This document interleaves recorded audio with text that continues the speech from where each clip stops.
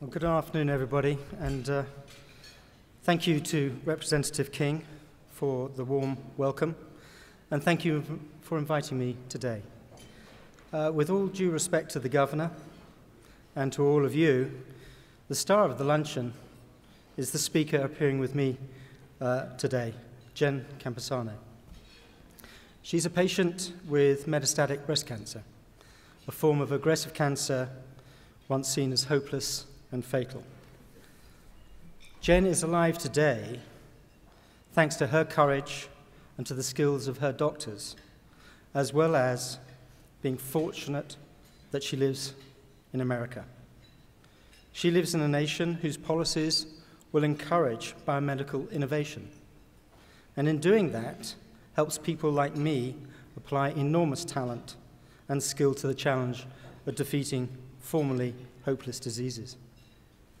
As you might have guessed, my key word today is innovation. Innovation is America, and America is innovative.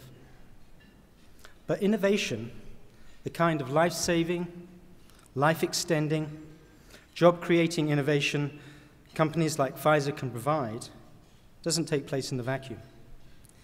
It happens only when government policies encourage it.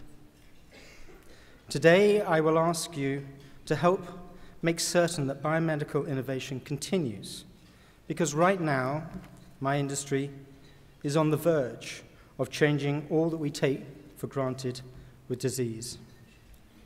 I don't say this lightly. We are now peering into the origins of disease right at the molecular level. And when it comes to biomedical research, much of the cutting-edge action is here in the United States.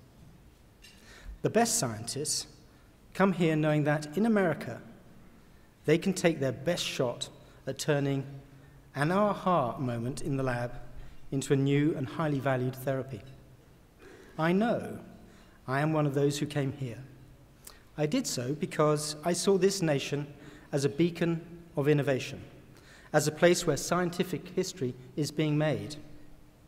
I lead hundreds of scientists, of passionate scientists, who believe as I do, that we are on a threshold of a golden age of medicine. And here's why I'm excited about what's happening now, and about what is to soon unfold in how we fight disease. I work largely in the field of immunomodulation. Along with my team, I invent medicines that redirect the body's immune system to either rev it up or to suppress some element of it, really to act as a smart bomb in treating various diseases. Immunomodulators, those that modulate the immune system, have fundamentally changed how we prevent and treat disease that cripple and kill, from rheumatoid arthritis to metastatic breast cancer. The newest generation of immunomodulators are often biologicals, rather than perhaps what we know as a pill or a chemical. They form the basis for the therapeutic vaccines or monoclonal antibodies that can target the bad actors in our bodies with exquisite precision. Today, right now, we are focused on increasing our understanding of how the immune system interacts with cancer cells, in order to develop medicines that can take out advanced cancers. In something out of Star Wars, we are now able to reset and redirect the body's immune system and turn a once deadly cancer into a more manageable disease. I firmly believe that in the near future, within 10 years, we will invent therapies that can clear the body of cancer cells, otherwise known as a cure.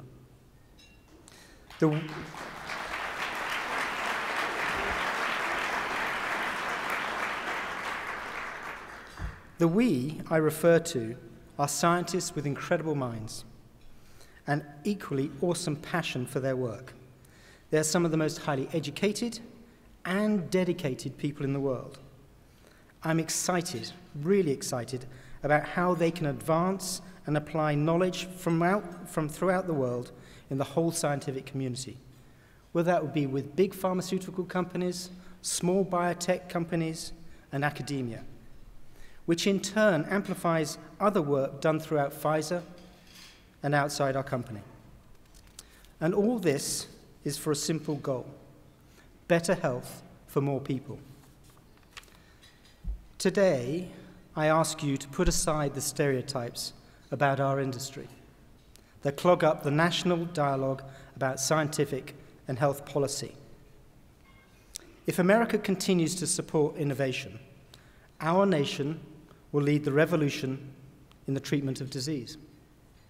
This revolution will give fresh hope to millions of people coping with diseases both common and rare. Best of all, this revolution will be centered right here in the United States, where each new scientific job Pfizer creates 4 to 5 more around it.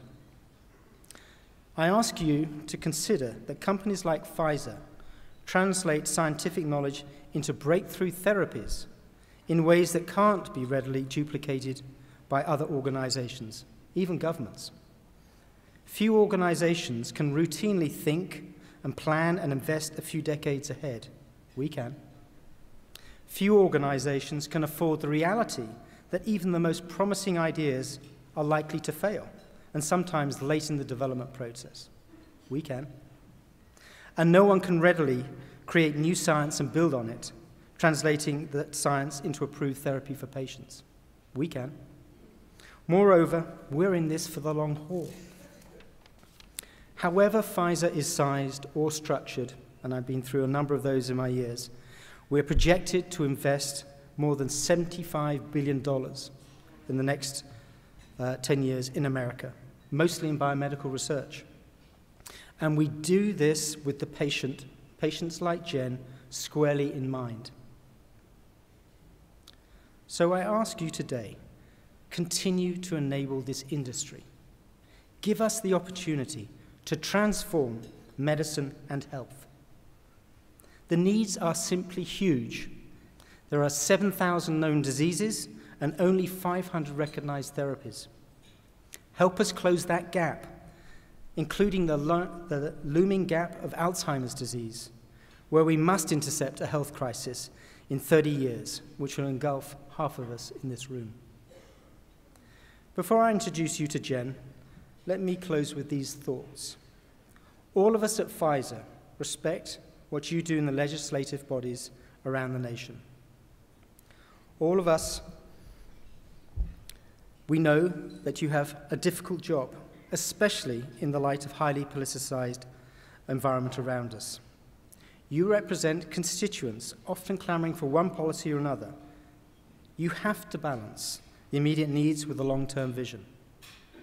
As you move ahead to serve your constituents, you will shape both state and federal policies for decades to come. And with these policies, the hopes of people awaiting cures. For patients like Jen, and for patients tomorrow, my children and yours, your children and mine, please give me and my team every opportunity to translate science into breakthrough therapies. With your wise thinking, we can build a healthier, wealthier future for your state, for our nation, and frankly, for the world. Thank you.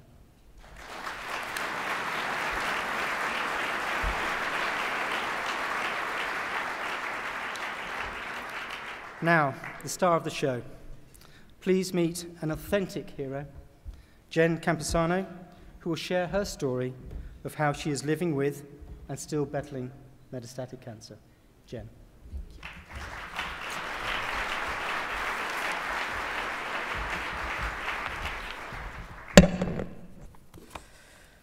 Hello, everyone. Please excuse my voice. I'm a little under the weather this week. Thank you, James. I appreciate your kind words, but even more, I appreciate the work you are doing to end cancer. Governor, Arizona, you'll know this one. Arizona used to be known for its 5 C's: cattle, cotton, citrus, copper, and my favorite, climate. I'm here to talk about another C, the big C, cancer. Fortunately, Arizona is not known for that, though I am lucky to live here because we have some of the best treatment facilities in the country. Let me make it clear that I am not here as a spokesperson for Pfizer. To my knowledge, I've never taken any medications developed by Pfizer, and because of the nature of my cancer, I probably never will. Pfizer reached out to me because I partnered with them for their Story Half Told project. You can see some of the displays just outside of the conference room here. The Story Half Told was an attempt, and is an attempt, to get the story of metastatic breast cancer to a wider audience, and I was more than happy to participate in that and come speak to you today. So I'm here today not as a spokesperson, but as a messenger. I am alive today thanks to those who do biomedical research. 4 years ago, I gave birth to a perfectly healthy baby boy. He is the light of our lives. We are wholly in love with him. At age 32, just 5 months after our son was born, I was diagnosed with stage 4 metastatic breast cancer. I had 0 family history of cancer. I had none of the risk factors associated with cancer. Frankly, I didn't even think women my age could get breast cancer. I learned that once breast cancer moves beyond the breast, the average lifespan is about 33 months. The statistics said I had a 20% chance of seeing my little boy start kindergarten. 1 chance in 5. My tumor tested positive for something called HER2 overexpression. In plain terms, this is cancer with all the switches turned on. It had already spread to my lungs, my chest wall, and my spleen. Had I been diagnosed just 10 years earlier, it would have been all over, an early and certain death sentence. But because of advances in biomedical research, HER2-positive cancers are having some of the best outcomes today. That said, things haven't been easy. I've been through treatments that have made me lose my hair twice, go into and out of chemically induced menopause, and lose the ability to have more children. But I'm here. I'm alive and kicking. To our son, I'm still mom instead of a memory. Having advanced cancer puts me in a race between the progression of cancer and the approval of new therapies. I began a brand new treatment in 2013. It had been approved by the FDA just 3 months earlier. It is a targeted chemotherapy, a smart bomb, if you will, against cancer. I have some side effects, but my quality of life is remarkably normal, relatively speaking. I had treatment on Monday. I don't feel great today, but I think that's more due to my cold than my chemo. Just before Thanksgiving, the week before Thanksgiving, I had a series of tests done, including a full body scan. The tests were negative. I've shown no evidence of cancer for 2 years now. That is the holy land for patients like me. And to that, I say thank you, research scientists. Thank you, legislators, for giving these scientists room to work. I realize that nothing in life is predictable, and I know my luck could change at any moment. But here's what I believe. That cancer will soon become a manageable disease for many more of us. That I will walk my son into kindergarten next fall, and God willing, that I will see him graduate from high school, too. All of this is possible. Advances in medical research can get us there. In closing, I ask you to remember people like me when you have to choose the way forward in your states and for our nation. As James put it, America is innovation, and innovation is America. What you've done for biomedical innovation has made a difference. I am living proof of that. Keep on making a difference for people like me and for millions of others awaiting the hope that innovation can bring. Thank you for listening and for taking action.